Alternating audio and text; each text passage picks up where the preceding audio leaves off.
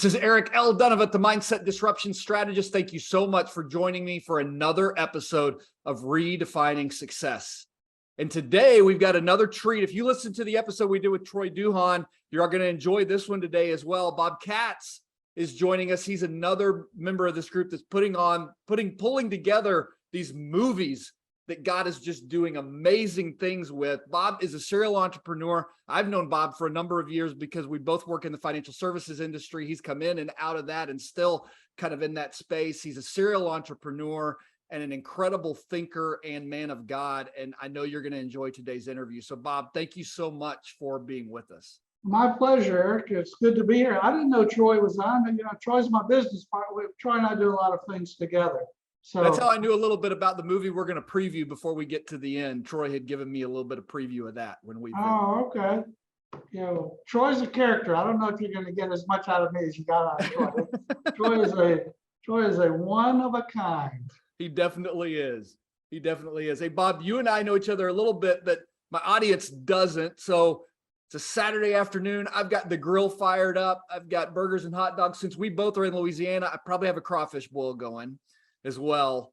But I've invited all of my friends over. My friends are my listeners. Would you please introduce yourself to my friends?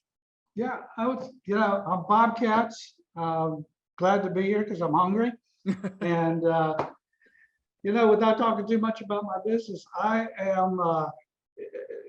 at an age where if I look back now, I say, oh my God, the best decisions I never made were the ones that I never made when I just let God surprise me. And I'm sort of a product of this string of surprises. And I wished I'd learned at an earlier age to just trust God and let him lead me. Because the most exciting things in my life have all been just dropped in my lap by God. So it's hard to explain. I'm a CPA by training, movie producer by Troy, financial guy by the fact that I had an English degree and that didn't pay anything. So, I'm just kind of blindly following the Lord. I love it. I love it. Troy, what are you passionate about right now? I'm really and I don't want to sound too churchy, but I'm just going through this is a wonderful season. Troy and I do a lot of movies together, a lot of faith-based movies. We're working on a movie right now about Phil and Kay Robertson. And people see the end product of Phil, but they don't know when Phil was in his 20s and late teens, he was a reprobate. Yeah. He was a pretty bad guy. And he really opened up to us and is allowing us to tell the redemption story. How he got from reprobate to God knocking him on his behind to touching the world for Christ. Yeah. And the movies, like most movies, it's hurry up and wait. Yep. It's moving slowly through post-production now. But I'm really the photography, the acting, it's really beautiful. So really excited about that. And then I do a lot of similar to what you do. I do a lot of family from my CPA firm. I maintain relationships with a handful of families, and I do a lot of consulting for them. And it's really interesting because it's never the same thing twice. It could be a fish farm, it could be an oil and gas project, it could be a movie project. They're always letting me look at things, potential investments, banks, insurance companies, which is what I love to do. Yeah. So I'm just really blessed. I'm getting to do exactly. If I'd have known retirement was so much fun, I would have retired years ago. Because I'm really just doing exactly what I love to do. I love that. I love that. Troy, Bob, as we're talking about this right now, what I would love to do is, the theme of the show is redefining success. So along the way, I'm looking behind on your people who are listening can't see this, but God's Not Dead, I think was the first movie you and Troy kind of like a thing that was just an idea that turned into something that's absolutely huge. But as you kind of look at your journey, what are some of the pivotal moments where God just kind of showed up, or maybe you were kind of headed in one direction and God had to knock you in a different one to really take you to where you are today? there are so many, and I don't want to overwhelm or bore your viewers. Just becoming Christian. I was born and raised Jewish, Okay. and God literally knocked me over when I was very. Let me condense this as much as I can. Got out of undergrad school, joined the Marine Corps as an officer, went to Vietnam, came back extremely angry. Didn't know it, but I was just, we didn't have terms like PTSD back then. You were just angry. Yeah. And went to grad school and started watching 700 Club to make fun of Pat Robertson. I said, Really? He's crazy. What? He just wants your money. So one night he used to do at the end of the show, he'd say, look, there's somebody out there and they're angry and they don't know why they're angry. And on the outside, they're punching all the right tickets. You've got your degree and you've got, you have a bright future, but inside you're just totally empty in your life. He said, if that's you, put your hand on the TV and repeat after me. So I put my hand on the TV and I said the sinner's prayer, but I had no idea what the sinner's prayer was. So it's like, if a tree falls in the forest and nobody, I didn't know. So I didn't think much about it. Went to bed in the middle of the night, sound asleep, horizontal, and this light goes off in my room and I'm vertical. Really? And I didn't see any angels, didn't hear any voices, but I just knew whatever just happened to me had something to do with that television and Pat Robertson. So back then he had a 24-hour call-in line, and I called in and I explained it to him. The guy just started laughing. He said, well, you need to get to church. And I said, I'm Jewish. I said, well, you need to get to church. Long story, if I could just bore you for one more minute. Oh, so please. I wrote a book 20 years ago on Christian financial planning, and I got on the Pat Robertson show and was on several times. And one time during a break, I said, Pat, I used to hate you. I used to make fun of you. I said, for me to be sitting here, this is incredible. Yeah. And he starts laughing. He leans over and pats me on the knee and he says, they all start out hating me. So that was sort of the beginning of learning to submit to God. I mean, if I could pass something on to my kids or anybody, boy, I wish I'd have really, really, really totally trusted God earlier. As I've learned to just totally trust him, things just drop in my lap. God's not, that's a perfect example. Yeah. I knew Troy, but Troy and I went to a huge church with like 10,000 people. So I know who he was. But the way that really happened was it was Sunday afternoon. And I don't know how well you know Troy, but he's not one for small talk. And my phone rings and I said, hello? He says, we need to make, first words out of his mouth, we need to make Christian movies because the stuff that's out there is junk and we need to make good entertaining movies that people are going to watch. I said, who is this? It's Troy Duhon. And I'm ADD. He says, so God told me, to make the movie, but you need to come and cross the T's and dot the I's. So, Troy, do you know anything about making movies? Because I don't. Don't worry about that. We'll figure it out. So, I did what Christians do to stall for time. I said, let me pray about it. Right. Good. And I couldn't shake it. And I tried to convince myself.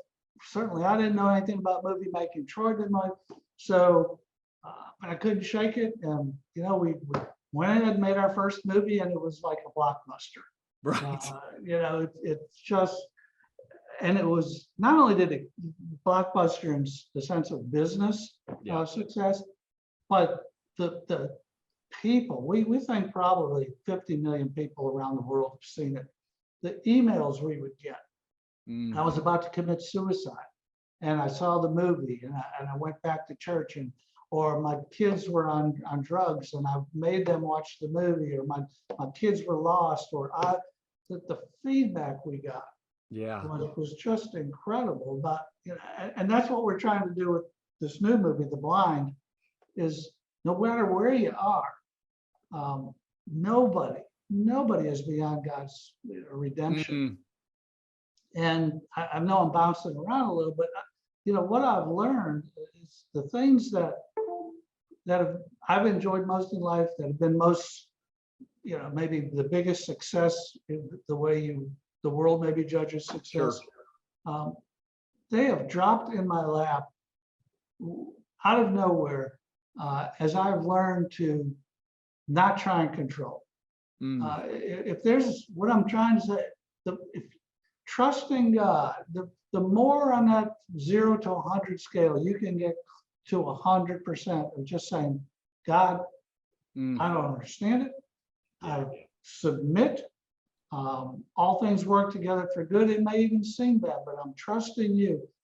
As I've gotten older and gotten a little bit better at that, life has been not only financially successful, but just fulfillingly successful, if you know what I'm talking about. Yeah. So, you know, it all started with that, with Pat Robertson, and it's just evolved. Even when I thought I was going to be, we had a very successful CPA firm, and I was perfectly content to, and God just kept saying, no, you know, I've got other things for you. I've got other things for you. And it was hard sometimes to let go of things that I thought I controlled, you know, I'm controlling this, it's doing well. And God, you know, as I learned to let God pry my fingers off of what I thought was the right thing to do, or the right thing to be, or the right way to act, he always, to this very day, just always replaces it with something better. And boy, I wish I'd have learned a long time ago to let go and just walk blindly, literally, just trusting God and walk blindly. Because you want the key to success that nobody thinks about is walk blindly. Just God, whatever, you know, whatever you want. I love that. Walk blindly. So how old were you when the Pat Robinson experience happened? Let's see, I just graduated in 71. I was 20, went in the Marine Corps for 3 years, so 24, went back. I was 25. Okay. Were you married at all then, or? No. Okay. I was single and going to grad school. So what you've been describing, this is why I'm asking these questions. 25 years old, you've lived this lifetime, run businesses, married, had children. Like, what you're describing is the majority of life for people is this world of holding on, almost white knuckling everything that we do. And what I hear you say is you've got to learn to let go and just walk blindly. Maybe what would help some of the audience, especially because we go from here to God's not dead, that's a long way in between. Would you share with us 1 or 2 stories of things where maybe you were holding on and you learned to let go? My CPA firm is a perfect example. I, you know, felt I was in control, and it was doing really well, but I was getting just unsettled, you know, a stirring. And I had also a wealth management firm. But I just, you know, in my mind, I'm going to be running this CPA firm for the rest of my life, and it's doing great. And this is, I understand this from A to Z. Right. And God started, you know, no, this is coming to an end. Ironically, it came to an end after 33 years. So, which I know I'm reading into it, but also that was the age Jesus was when he came, you know, that's how long he lived. I don't know if there's any correlation. And sure enough, as I sold the firm, a bank approached me and wanted to buy my wealth management firm and paid a very nice price for it and wanted to, you know, why don't you come over and help us build it out? And that was going very nicely. And I was feeling really, and again, you know, I got this, I'm in control. And then that stirring came again. And Troy Duhon calls me. You know what? We need to make moves. You know, that would be like saying, you know what? We need to build a rocket ship and go to Mars. It was so far afield, and I was so content or holding on to the world's view of success, that it was like, I can't let go of something. It was just as hard, maybe even harder. But I just was trying, I talked to my wife, and I knew it was God. And I'm getting a little bit smarter at that point in time. Not much, but a little bit. I knew it was God. Yeah. So I went in and I resigned, and Troy and I started making movies.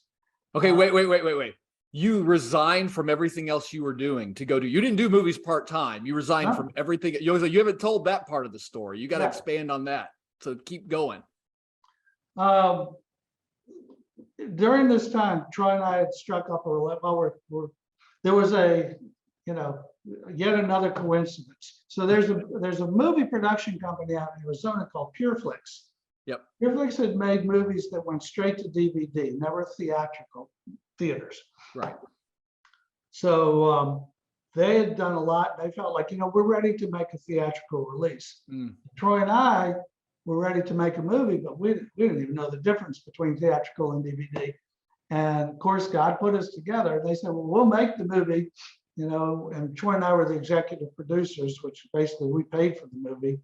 And, it all just came together. And all of a sudden, I'm working with PureFlix and with Troy, and we're making movies. Wow. So I never saw it coming. I'll give you an even better. I tried to retire. I'm 71. So a few years ago, I thought, well, I'm gonna retire. I didn't make it 30 days.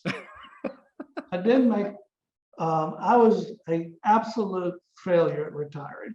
You can only watch The Price is Right for so long. Right. When you start to know the names of the models who are showing the car, this isn't my life. I need to do something else. Right. So I started praying, but hopefully I'm getting a little bit smarter about these things as I get older. So I started praying, and I said, God, what do you want me to do? I don't. And in the middle of the night, which is often when God talks to me, 3 o'clock at night, he says, look, and you know what a family office is. He said, if someone has over $100 million, this is God being very practical with me. He said they have their own in-house family office. They have their own lawyers and insurance people and CPAs, and they have full-time in-house family office. He said people that are maybe $15 to $50 million in debt, they need those same services, but they don't need in-house. They need someone, to do it part-time. Yeah.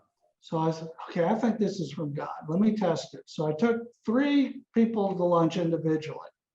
Every one of them said the same exact thing to me. They said, if you do something like that, I'll be your first client. Wow. So by the 3rd time, I went to my wife, and she said, okay, but look, you can't, 10, cut it off at 10. He's still making movies, So I promised her I'd cut it off. Well, it took about 3 months to get 10.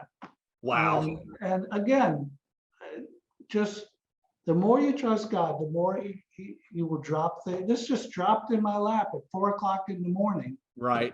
Because I was going absolutely crazy in retirement. Same thing with the movie. The way we got to do this Robertson movie was, and I don't know if you remember God's Not Dead or if you've seen it. Yeah. But Willie and Corey Robertson, his son and his They're daughter, in it, right? They were in it. They did cameos in the first one, and then Sadie, their daughter, did. So they wanted to do a movie about Phil, the patriarch, and they came to us and said, look, we know a lot about TV production. We don't know anything about movie production. Would you be interested in teaming up with us and making a movie about Phil's life? And absolutely. It has been so much fun. And the way you see them on TV is exactly the way they are in real life. They're such good, godly people, down to earth. It's just been a joy to make this movie. So I guess if there's a theme through this, it just seems to be the more you trust God. Yeah. Really trust him. And there's a difference between trust in trying to figure it out. Mm. I've given up trying to figure it out. I really have. The older I get, the less sense anything makes to me.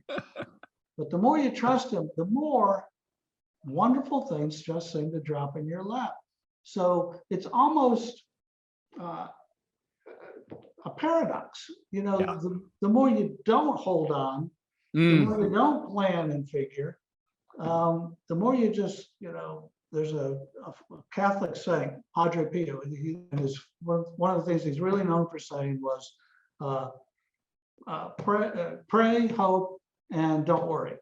Mm. And Mm. honestly, the more you just pray and hope and don't worry, which is to me submission to God, the more, you know, not only does God give you things, but like the Bible says, when he gives it to you, he also allows you to enjoy it. Yeah. So that's sort of been my theme and takeaway from all of this. Bob, one of the things I think that would be helpful, especially, you know, you talk to some people like, you have heard very clearly from God. There's things that he's told you to do. What if there's somebody's listening is like, man, I want more of that. I want to hear more for God. I want to know more how to do that. What advice would you have for someone who asked you that question? I try and not get too spiritual because at that, but it really is the fundamentals. You know, you have to pray, and I don't mean. I mean, like you and I are conversing right now. Yeah. You have to get into an absolute daily routine of talking to God, praying for others, seeking direction, submitting. Lord, this is what I'd like, but if it's not your will, you know, let your will be done. It really is like the more it's like a muscle. The more you use it, I think your senses start to be subdued, which allows your spirit to hear.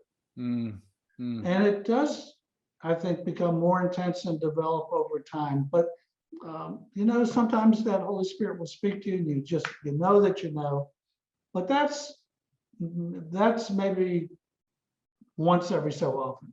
Sure.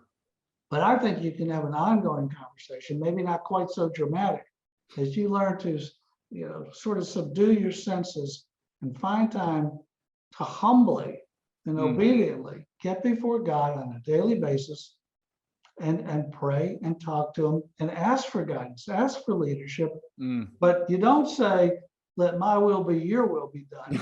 It's like, Lord, this is what I would like, but honestly, you know, I totally trust you. I totally submit to you. And I will follow a leading. And the minute it's not from you, Lord, please shut the door.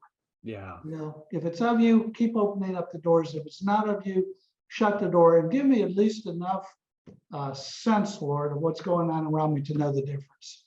And it will happen. If he'll do it for me, it's like the Bible says, you know, he's no respecter of persons. That's right. If he'll do it for me, he does it for everybody. So walk blindly and then pray for him to put up the roadblocks. Yeah. And open and close doors. Yeah, that's good. But as counterintuitive as it seems, walking blindly is a great characteristic to develop. And I, you know, I don't want to sound like I've mastered anything because I certainly haven't, but it's nice to, okay, God, what are we going to do today? Yeah. What are we going to do today? What do you want me to do today? Yeah.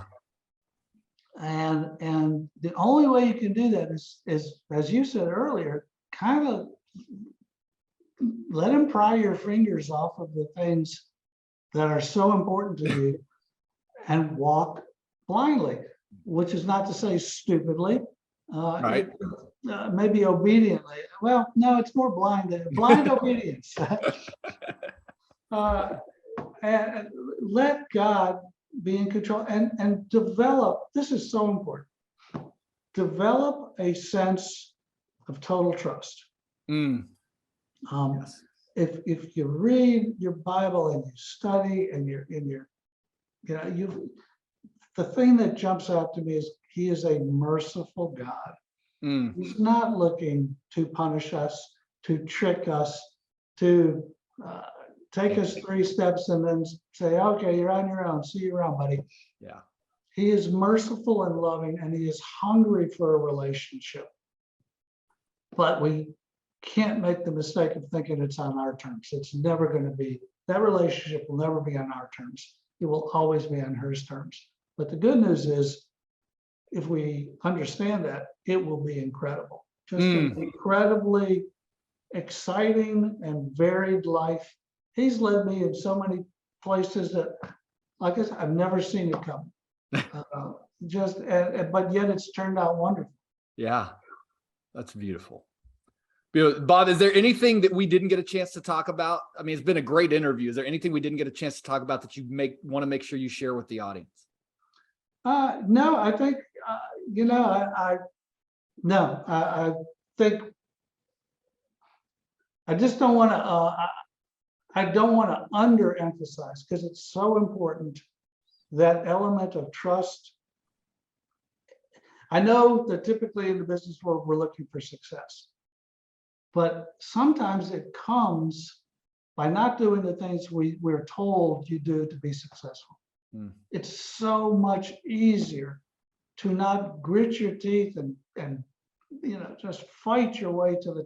It's so much easier to trust God, talk to him, pray, study, submit, be obedient. It's such an easier path.